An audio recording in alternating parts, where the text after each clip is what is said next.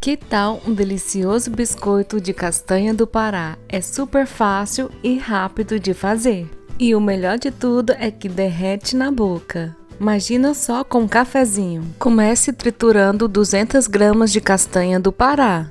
Triture bem até ficar uma farinha mais úmida. Despeje em um recipiente.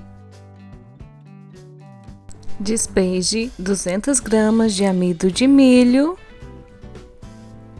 e 200 gramas de farinha de trigo, 100 gramas de açúcar refinado e 200 gramas de manteiga em temperatura ambiente.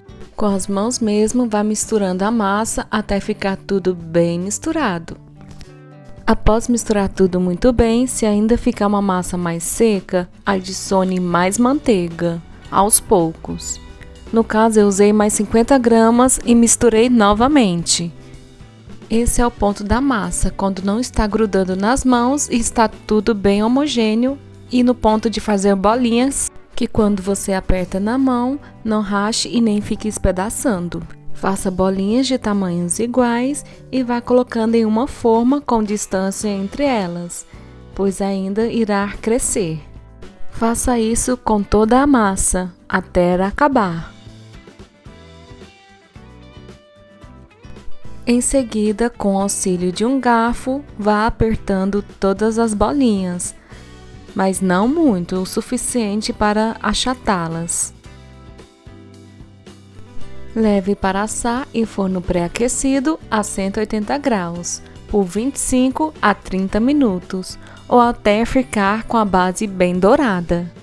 Assim que os biscoitos tiverem terminado de assar, eles estarão um pouco mole, não quer dizer que esteja cru.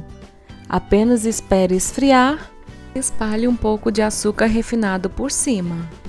Esse biscoito fica maravilhoso, crocante por fora e que derrete na boca. Despeje em recipiente de sua preferência. Faça isso com todos os biscoitos. Se ainda não é inscrito, inscreva-se e ative o sininho para receber mais delícias como essa.